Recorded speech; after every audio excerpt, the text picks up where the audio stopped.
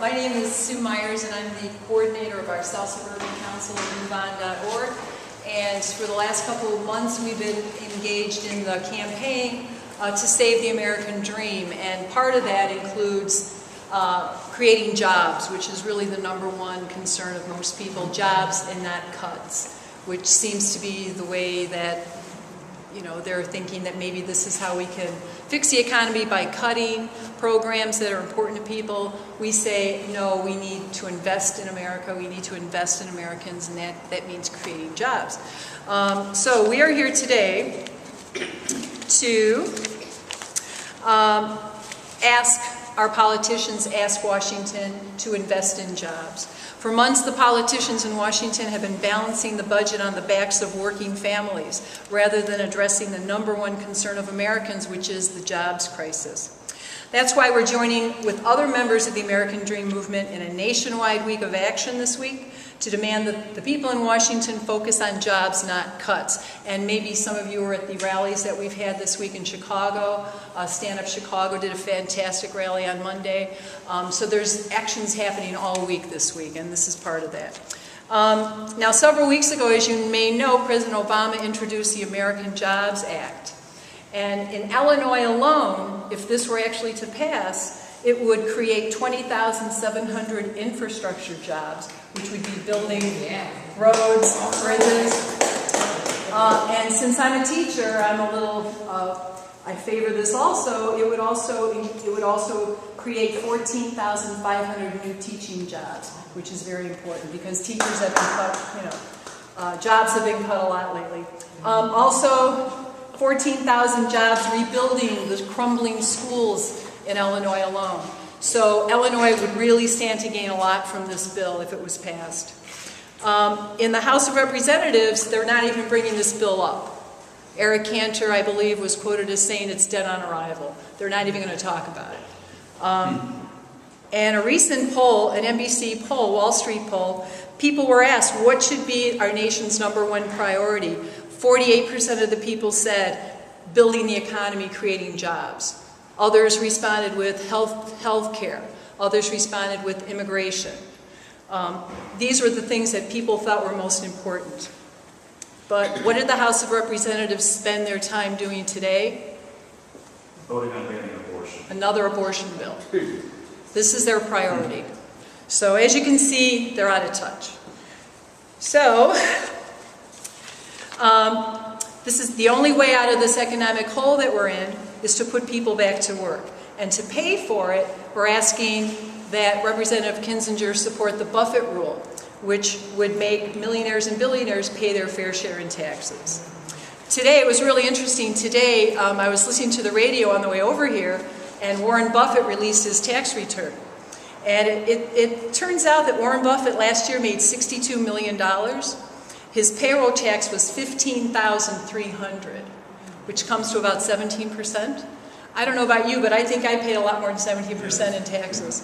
So even Warren Buffett thinks that this is ridiculous, this needs to change. Millionaires and billionaires need to pay their fair share.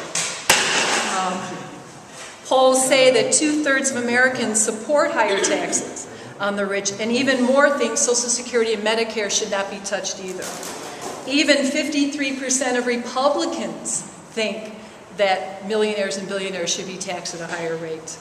So we are here to deliver a petition to Representative Kinzinger to ask him to make the wealthy pay their fair share and to support the Buffett rule. In 1 week's time, we've collected over 500 signatures online, and we still have a few more coming in. So that's what I have to say. There are other people here that would like to speak as well. Monica, would you like to come up? Yes, I'm just here to tell Kinzinger that we need good jobs in the community of Joliet. The community that he's representing, there's no good jobs.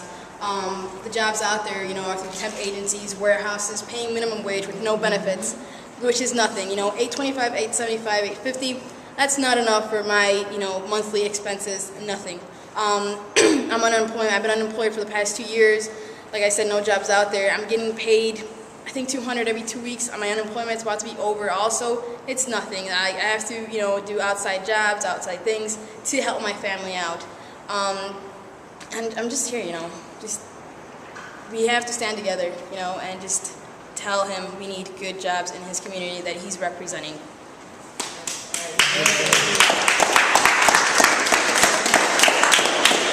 Anybody else like to come down and speak about it?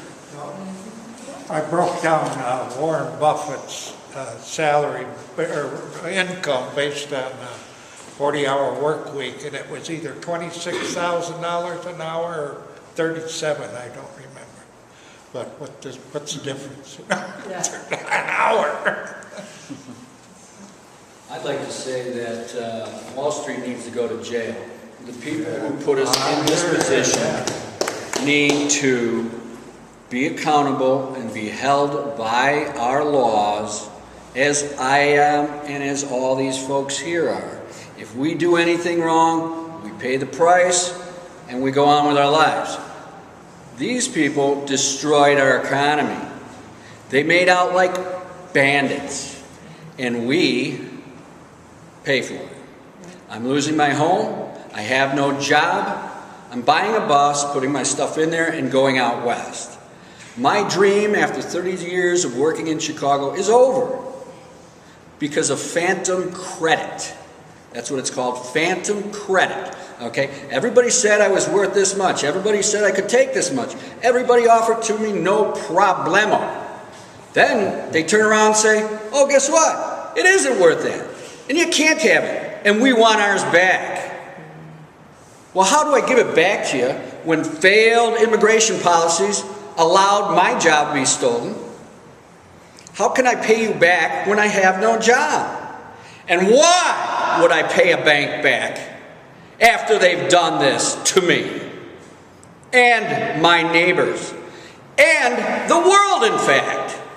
So Wall Street needs to be held accountable. Whoever it is, our Attorney General, whoever he is, they need to get these guys into prison.